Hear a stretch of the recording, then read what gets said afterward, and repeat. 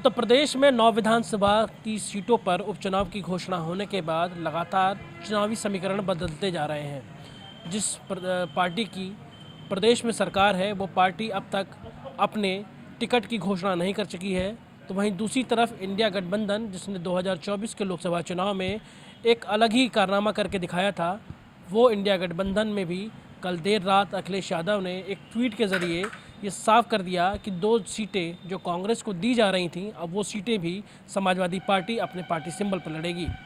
इसके बाद किस तरीके के समीकरण जो है वो बदले हैं, इसको लेकर के हम गाज़ियाबाद की जनता के बीच में हैं। और सबसे अहम बात यह है कि वो शख्स जो अब तक इस सीट पर सबसे अच्छे दावेदार के तौर पे थे, जिनके पिता यहाँ से सांसद भी रह चुके, विधायक भी रह चुके, सुशांत जी हमारे साथ मौजूद हैं। सुशांत जी, सबसे पहला सवाल मैं आप ही से कर लेता हूँ कि ऐसा क्या हुआ कि इंडिया गठबंधन एक अच्छी तरीके से चुनाव लड़ा था, आप लोगों को 2 सीटें भी दी गई गाज़ियाबाद की और खैर की, आपकी दावेदारी भी बड़ी मजबूत थी, फिर अचानक समाजवादी पार्टी के साथ क्या बातचीत हुई कि उन्होंने ये कह दिया कि सीधे हम सपा के चुनाव पर चुनाव लड़ा जाएगा? अभी ऐसा कोई निश्चित नहीं हुआ है। खबर आई थी, ट्वीट पढ़ा था मैंने, अखिलेश जी का ट्वीट था वो, लेकिन अभी कोई ऐसा पक्का नहीं है। अभी घंटे 2 घंटे 3 घंटे रुकिए, आपको मालूम चलेगा कि शायद ये सीट कांग्रेस ही लड़ेगी। चुनाव चिन्ह किसका होगा, समाजवादी पार्टी का या कांग्रेस का? ये शीर्ष नेतृत्व बताएगा, उनको मालूम होगा जब, जैसा मुझ पर जो आदेश आएगा मैं जब बताऊँगा आपको इस बारे में। अभी पीछे एक हफ्ता भर हुआ है, अभी महासम्मेलन भी हुआ संविधान बचाने को लेकर। उत्तर प्रदेश के प्रभारी मन से ये बोल गए कि संगठन को मजबूत करने की बहुत जिम्मेदारी है। वजह ये मानी जा रही थी कि सामने जो कुर्सियाँ थीं वो पूरी नहीं भरी थी, और मुझे ऐसा लग रहा था कि उन्होंने इसी बात को देख करके ये बातें ऊपर से कही कि संगठन को मजबूत होने की ज़रूरत है। संगठन अपनी जगह सब जगह मजबूत है, ऐसा कुछ नहीं है। उस समय चूँकि दोपहर का टाइम था, धूप काफ़ी हो रही थी, तो लोग बाग तितर बितर होकर थोड़ा इधर उधर हो गए थे। बाकी संगठन अपनी जगह बखूबी काम कर रहा है गाज़ियाबाद का। तो अभी किस तरीके की बातचीत चल रही है जो अगले 2-3 घंटे का समय है कि क्या मतलब एक्सपेक्टेड क्या है? ये शीर्ष नेतृत्व को मालूम है, मेरे को लगता है कि एक 2 सीट बढ़वाने के ऊपर ये बात चल रही है और वो हो जाएगा 2-3 घंटे के अंदर।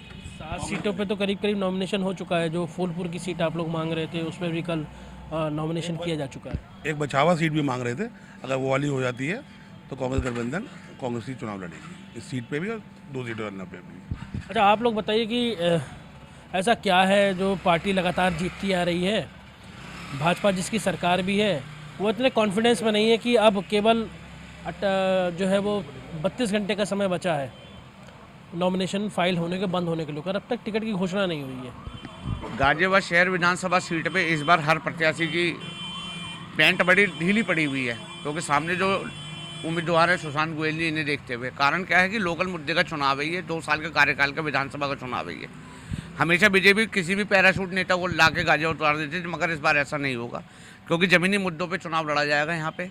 और जिसलिए हम सबके बेहतरीन जो प्रत्याशी हैं वो सुशांत गोयल जी रहेंगे। इस हमारे बीजेपी इनके सामने कोई भी कैंडिडेट उतारने से पहले, ऐसा लग रहा है सुशांत जी बगल में बैठे हैं इसलिए तारीफ कर रहे हैं आप। बड़े भाई हैं जी, और आज से नहीं, ताऊ जी के ज़माने से ही गोयल साहब के जान से उनके जैसा कोई गाजियाबाद में नेता ही नहीं पैदा हुआ, आज तक कोई भी नहीं हुआ। हकीकत तो ये, तो एक मौका हम भैया को भी देंगे अपने, तो हमें पता है जो हमारे बीच का आदमी होगा वो हमारे लिए भला ही सोचेगा। और ऐसे कौन से मुद्दे हैं शहर के भीतर साहब कि आपको लग रहा है कि वो चुनाव का मुद्दा होंगे? क्योंकि जो मेन 2 पार्टियां हैं, या यूं कह लिए कि अपोजिशन है, सत्ता और अपोजिशन, उनके टिकट ही घोषित नहीं हुए अब तक। तो इस पर समझना लेट हो क्यों रहा है, क्योंकि कल लास्ट डेट बची हुई है ना, बीजेपी नाम दे पा रही है अपना। जैसे बीजेपी कह रही है कि कटोगे तो बटोगे बात बोल रही है। अब हमारे यहाँ क्या हो रहा है कि अब सिंबल डिसाइड नहीं हो पा रहा है, पब्लिक रिजल्ट जानना चाहते हैं कि कौन बंदा आ रहा है, किसके लिए क्या करना है, सब कुछ बटा हुआ है, कुछ भी समझ में नहीं आ रहा कि हो क्या रहा है। लास्ट डेट भी आ गई है, उधर फेस्टिवल भी आ गए हैं, तो पब्लिक डिस्टर्ब चल रही है समय। तो कम से कम कुछ तो बताओ कि क्या कर रहे हैं, जो पब्लिक लगे आके इलेक्शन में क्या होगा क्या नहीं होगा। मुद्दा भी कुछ समझ में नहीं आ रहा, मुद्दा होगा क्या गया। बस यही हो रहा है कि बस हिंदू वाला मैटर चलेगा आगे, कि ये क्या कर रहा है कि अभी तक सिंबल नहीं बट पा रहे। विकास की बात नहीं होगी हिंदू मुस्लिम पे, विकास की बात, कहीं विकास की बात नहीं होगी। सिर्फ ये देखा जाएगा कि बीच का आदमी कौन आ रहा। अभी तो नाम ही फाइनल नहीं हो पा रहे किसी के, बीजेपी अपने नाम नहीं दे पा रही, आज तक नहीं दे पा रही। रोज मीटिंग हो रही है, अभी कल परसों मीटिंग करके आए मोहन भागवत से योगी साहब, तो वहाँ भी फाइनल नहीं हो पाया है। तो अभी तक क्या कि पब्लिक को पता नहीं है कि किसकी हम सपोर्ट में जाएं, इधर जाएं उधर जाएं। अभी बीच में डामाडोल हो रहा है मैटर सारा। अब एक दिन बचा हुआ है, आज के दिन को अगर छोड़ दें तो एक दिन बचा हुआ है। एक दिन बचा हुआ है आज, जबकि आज होली त्यौहार भी आ गया है। पब्लिक इलेक्शन में ध्यान नहीं दे पा रही है, क्योंकि लोगों का क्रेज ही खत्म हो गया। कम से कम नाम, अगर नाम दे दें ये, तो कम पहले तो दिमाग लगा ले कि हम शायद खड़ा होना है। हम समझ नहीं पा रहे कि हमें किस जगह खड़ा होना है, कहाँ। क्रेज क्यों खत्म हो गया? सोशल मीडिया की वजह से या कुछ और वजह है कि अब हम देखते हैं कि न तो सभाओं में लोग जुटते हैं, ना सड़क पर घूमते हैं, वो हर पार्टी के साथ देख रहे हैं। लगता है कि सोशल मीडिया पे ही चुनाव लड़ा जा रहा है। ये हकीकत है, क्योंकि मुद्दा किसी के पास है ही नहीं। जो मीडिया में बताया जा रहा है कि सब कैंडिडेट नाम दिए जा रहे हैं कि ये से मिलेगा, ये से मिलेगा। कम से कम नाम तो दो, किसका नाम मिलेगा। आशंकाओं का दौर है, आशंकाओं का दौर है कि आखिर किसको टिकट मिलता है। ये सब चीज़ें बात चल रही हैं। आप बताइए कि कौन सा ऐसा मुद्दा समझ करके इस चुनाव के अंदर आ रहे हैं, और जो कल रात गतिविधि घटी है समाजवादी पार्टी के चुनाव में लड़ने से, इसका क्या फ़र्क पड़ेगा यहाँ की सीट पर? देखो, ये राजनीति मुद्दा है, इसमें तो आम पब्लिक अपना विचार देगी नहीं। राजनीति पार्टियां कभी भी किधर भी पाला बदल देती हैं। बाकी यहाँ की पब्लिक की, गाजियाबाद की पब्लिक का तो एक ही सिद्धांत है, अच्छा कैंडिडेट को जिताओ और जो समाज के काम आए और विकास करे, शिक्षा पर ध्यान दे। यही दिमाग में ये बात है कि भाई जिसकी सरकार है उसी का विधायक जिता दो, कम से कम 2.5 साल काम तो करेगा।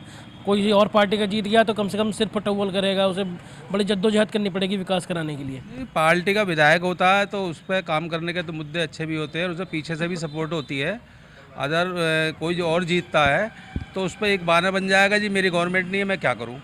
उसमें पब्लिक ही पीछेगी, पब्लिक को ही नुकसान होएगा। अच्छा कैंडिडेट हो, पार्टी से हो तो अच्छी बात है।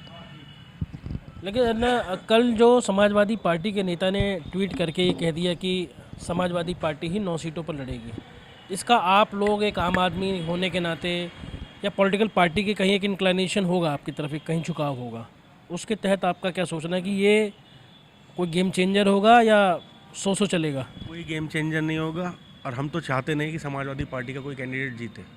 हमें गुंडागर्दी नहीं चाहिए। योगी शासन में सुरक्षा, महिला सुरक्षा बहुत बढ़िया है, चरम पर है, क्राइम कंट्रोल है। ठीक, बीजेपी ही आनी चाहिए। जो योगी जी का नारा है, बटोगे तो कटोगे। ठीक, मैं तो कहता हूँ पब्लिक को उस पर ही रहना चाहिए। ये तो सांप्रदायिक नारा है। जब सब पार्टियाँ सांप्रदायिक, तब यही मैं तो बिलीव कर रही हैं, तो हम क्यों ना करें। सारी पार्टी कहाँ है? तो संविधान बचाने की लड़ाई कांग्रेस और गठबंधन। कौन सा संविधान बचा रहे हैं? किताब लेके घूमना ही, ये पता कि उसी किताब ने यहाँ पर 42 सीट दिला दी है सर 42 सीट लोकसभा। आपने ठीक कहा, 42 सीट दिलाई हैं। ये भ्रम पैदा करा गया। ठीक, लेकिन ये जो संविधान ले लेके घूम रहे हैं, सबसे ज़्यादा संशोधन तो कांग्रेस ने करा था संविधान में। नेहरू से लेकर राजीव गांधी जी के टाइम तक सबसे ज़्यादा संशोधन जो हुआ है संविधान के अंदर, वो इन्हीं सरकारों में हुआ है। चलिए आपसे एक सवाल ये पूछता हूँ कि अगर कांग्रेस का कैंडिडेट यहाँ आता है तो बेटर रहेगा या सपा का? मतलब पब्लिक किसको दे सकती है? कांग्रेस की छवि कुछ बेहतर है या सपा की? ना कांग्रेस की ना सपा की, दोनों की छवि बेटर नहीं है। जो मुस्लिम वोट मिलनी है वो मिलनी है। ठीक, हिंदुओं की वोट तो आसानी से मिलेंगी नहीं। और जो ये छोटी पार्टियाँ उतनी हैं, आज़ाद समाज, बीएसपी को तो नहीं कह सकते छोटी पार्टी, और AIM, ये क्या बंटवारा करेंगे वोट का? ये सब जातिवाद है, ये जातिवाद के ऊपर लड़ने आए हैं। EMI जो भी है, ये अपना मुस्लिम वोट के ऊपर है। ठीक, एक दलित वोटों के ऊपर आई है, ये दलित वोट करेंगे। लेकिन आज दलित वोटर भी बीजेपी के साथ है। देखिए, जो गाजियाबाद 56 सीट है उसके समीकरण भी एकदम अलग है। उसमें मुस्लिम और दलित अगर जिस तरफ झुक गए उस तरफ चुनाव पलट देंगे। और ये सीट पर उपचुनाव तकरीबन 20 साल के बाद हो रहा है। वजह यह है कि 20 साल पहले जो यहाँ से विधायक थे सुरेंद्र प्रकाश गोयल जी, उनके सांसद बन जाने के बाद ये सीट खाली हुई, और 20 साल पहले समाजवादी पार्टी के सुरेंद्र मुन्नी यहाँ से विधायक चुने गए, और एक बार फिर से वही समीकरण जो है यहाँ पर आए हैं। और एक बार फिर कांग्रेस से अलग होकर के जो घोषणा की गई है कि समाजवादी पार्टी यहाँ से चुनाव लड़ेगी, तो देखते हैं कि किस तरीके का होता है। आप बताइए सब इसका क्या फ़र्क पड़ेगा? कांग्रेस, समाजवादी पार्टी, इन दोनों की लड़ाई बीजेपी के लिहाज से कौन सी पार्टी माकूल रहेगी? देखिए, मैं एक बात कहता हूँ, पार्टी कोई भी आओ, व्यक्ति ऐसा होना चाहिए जो हम लोगों के बीच का हो। ये नहीं कि बाहर से लाके किसी आदमी को शहर के ऊपर बैठा दिया जाए और उसे जानकारी शहर की हो ना। हम तो ये कहते हैं कि कोई भी पार्टी का कोई भी कैंडिडेट हो मजबूत, हमारे लोगों के बीच का। इस बार जितने भी ताल ठोक रहे हैं सारे शहर वाले ही हैं, शहर के पुराने नागरिक ही हैं। सब रहते तो बाहर हैं, कोई साहिबाबाद रहता है, कोई राजनगर रहता है, शहर के बीच का तो कोई आदमी नहीं है ना। कोई राकेश मार्ग पार रह रहा है, और मृणाली सिंह जी का नाम आ रहा है, वो तो है ही यहाँ से बाहर, दिल्ली। जिनको अता पता भी नहीं है शहर के लोगों मृणालिनी सिंह के तो पिताजी को खुद भाजपाइयों ने भगाने में पूरा सहयोग किया था यहाँ से। को। तो ऐसा हो सकता है कि बेटी को भी भगाने में भाजपा ही सपोर्ट कर दे। भाजपाई होने के नाते या भाजपा के समर्थक होने के नाते आप क्या चाहते हैं? मृणालिनी आनी चाहिए या शहर का कोई आना चाहिए? शहर का कोई नाम? सुशांत है, सुशांत गोयल के साथ रहेंगे हर तरीके से। चलिए, तो यहाँ भी नाम सुशांत गोयल का आया है। आप लोग बताइए साहब, क्या आप तो अरे तो एक दूसरे पे उंगली मत कीजिए, उंगली उस दिन चलानी है जिस दिन वोट डालना है। आप बताइए क्या समीकरण लगते हैं आपको, चेंज रहेंगे? हमें समीकरण यही लगते हैं कि गाजियाबाद में कोई नया कैंडिडेट आना चाहिए। जो पुराने थे उनको रिटायर्ड करके अब नए कैंडिडेट हमारे सुशांत भाई हैं, इनको जिताने की हमारी पूरी वो है कि इन्हें जिताना है हमें। चलिए, तो आपका है कि कांग्रेस क्यों जाएगी? क्या ऐसा भी हो सकता है कि कैंडिडेट इनके हों लेकिन चुनाव चिन्ह जो है वो साइकिल हो जाए हाथ की बजाय? ये तो पार्टी के जो बड़े नेता हैं वही तय करेंगे सिंबल किसका होगा या कैंडिडेट कौन होगा। ये तो बड़े बड़े जो बैठे हैं पदों पे वही तय करेंगे। आप क्या बता सकते हैं इस बारे में? कुछ नहीं। तो लेकिन अगर इस तरीके का होता है तो फ़ायदा होगा या नुकसान होगा?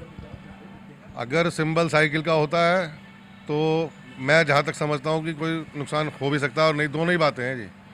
अगर कांग्रेस नहीं जा सकता, हालांकि अभी नॉमिनेशन को 1.5 दिन बचे हैं, देखते हैं किसका नाम आता है। आप बताइए कि क्या कुछ समीकरण बदलेंगे हाथ की बजाय अगर साइकिल सामने आ जाएगी ईवीएम पे? तो देखो, कोई समीकरण इसमें नहीं बदलने वाले ना।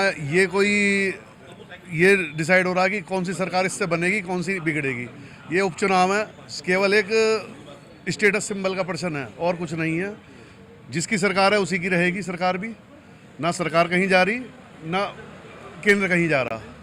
और सीधी बात है, बटेंगे तो कटेंगे, कास्ट सोचेंगे तो राष्ट्र नहीं सोच पाएंगे। और हम तो पीडीए का नारा जो है यानी कि बेईमानी है। नहीं, एक बात सुनिए, इस वाले चुनाव से कहीं भी कोई सत्ता परिवर्तन नहीं होने वाला। इसलिए इस चुनाव में हम ये चाहते हैं कि ऐसा व्यक्ति हो जो हमारे बीच रहे, बस। लेकिन वैसे हम कट्टर बीजेपी मोदी जी के समर्थक हैं, लेकिन हम यही चाहते हैं कि ऐसा व्यक्ति हो जो हमारे बीच का हो, हमारे साथ रहे। मतलब पार्टी लाइन से अलग जा करके कांग्रेस वाले को भी चुन सकते हैं। जो पूरी पब्लिक के बीच दुख सुख में साथ हो, खड़ा हो, एक आवाज़ पे उठे, कोई भी हो सकता है। चलिए, तो ये कोई निर्धारण नहीं हो सकता। इस चुनाव से कोई सरकार का निर्धारण नहीं है, बस। लेकिन ये बात भी सच्चाई है कि पूरा उपचुनाव सरकारी मशीनरी का होता है। उस दिन छुट्टी का दिन भी नहीं है, वोट परसेंटेज बहुत कम होगा, नुकसान तो उठाना पड़ेगा। देखो, ये तो जब सीट खाली हुई है तो उसका नुकसान तो खमियाजा तो होता ही है। 2016 में जब लेकिन इससे कुछ ना कहीं कुछ फ़ायदे भी मिलेंगे, ऐसा नहीं है। अच्छा, ये भी कड़वी सच्चाई है, सुशांत जी यहाँ बैठे हुए हैं। 2022 के चुनाव में सुशांत जी आप चौथे नंबर पे थे। कई पार्टी इस चीज़ को तो दिमाग में नहीं रखे हुए है कि जो आपके आसपास के लोग आपको चाहते भी हैं, कहीं आपके लिए नेगेटिविटी ले आए? चौथे नंबर पे भले ही था, लेकिन यूपी में 403 सीटों पे 21वें नंबर पे वोट थी मेरी गाजियाबाद की जनता ने जो मुझे दी थी, 11,818। और दूसरी बात मैं कहूँगा कि पार्टी का ऐसा कुछ नहीं है। उस समय कांग्रेस, उस समय जो चुनाव था वो 1-to-1 चुनाव था, वो सपा वर्सेस भाजपा था। उस समय कोई पार्टी का और कोई पार्टी कोई पूछ भी ना था, ना कोई लोग बात कर रहे थे किसी बारे में, ना लोगों को विकास का मुद्दा था, कोई मुद्दा नहीं था। उस समय तो एक नारा चला, बटोगे तो कटोगे, ये वाला मुद्दा चला योगी जी का, बस केवल। अच्छा, चूँकि चुनाव लोकल है तो ये बात ज़रूर है कि लोकल मुद्दे प्रभावी रहेंगे, क्योंकि 2.5 साल का सरकार का भी रिपोर्ट कार्ड तैयार है। क्या कुछ हुआ है वो आप पब्लिक के बीच में लेके जाएंगे? ऐसा क्या है जो आप सोच रहे हैं कि हाँ पब्लिक को ये बताना है और वोट लेना है? यहाँ पर पूर्व में जो विधायक थे, अब सांसद हो गए पिछले 7.5 साल में, उनके द्वारा विकास कार्य, जो अतिरिक्त विकास कार्य, निधि द्वारा नहीं, जो अतिरिक्त विकास कार्य हैं, वो पूछूंगा लोगों से कि वो कौन से कार्य हुए जो आपके लिए अतिरिक्त योजनाएं लाई गई यहाँ पर। वो एक उपलब्धि होती है, ना कि जो निधि मिल रही है। निधि तो कोई भी करा लेगा, कुत्ता गधा घोड़ा को जो बनेगा वो कराएगा वो काम, जो निधि है उसके पास। अब ऐसी तो बहुत सी निधियाँ हैं भैया जो पिछले लगी भी नहीं है। तो मैं लोगों के बीच में जाके यही पूछूंगा कि आपका 7.5 साल में आपका क्या काम हुआ। तो चलिए, ये बात ज़रूर है कि पूछेंगे, लेकिन कुल मिलाकर समीकरणों की बात की जाए तो चुनाव के समीकरण क्या रहने वाले हैं ये बहुत ज़्यादा देर तो नहीं है, लेकिन कुछ घंटों में ये पता चल जाएगा कि गाज़ियाबाद के चुनावी मैदान के अंदर कौन कौन से तीरंदाज कैंडिडेट के रूप में उतारे जाएंगे। क्योंकि ये बात भी किस बार कही जा रही है साफ तौर पर कि बीजेपी लिस्ट में डिले इसलिए कर रही है कि वो चाहती है कि इंडिया गठबंधन के कैंडिडेट आ जाएं और उसके बाद ही वो उस तरीके का कैंडिडेट फील कर दें, और इसी तरीके की कुछ तैयारी इंडिया गठबंधन की भी है।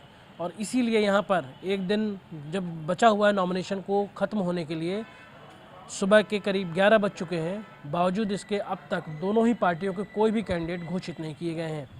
लोगों को उम्मीद है कि इस बार भी कोई ऐसा विधायक चुन करके आए जो उनके बीच का हो, लेकिन ये बात भी सच है कि इन चुनाव में हार और जीत से ना तो सरकार बदलने वाली है और ना ही कोई सत्ता में परिवर्तन होगा। कुल मिलाकर ये कहा जाए कि ये चीज़ ज़रूरी है कि चुनाव के भीतर कुछ ही घंटों के बाद स्थिति बहुत कुछ क्लियर हो जाएगी, लेकिन क्या लोकल मुद्दे इस चुनाव के भीतर सरकारी मशीनरी की भीड़ तो नहीं चढ़ जाएंगे? हर किसी के जहन में ये सवाल जिंदा है। कैमरा पर्सन सनी के साथ मैं लोकेश राय, भारत समाचार, गाजियाबाद।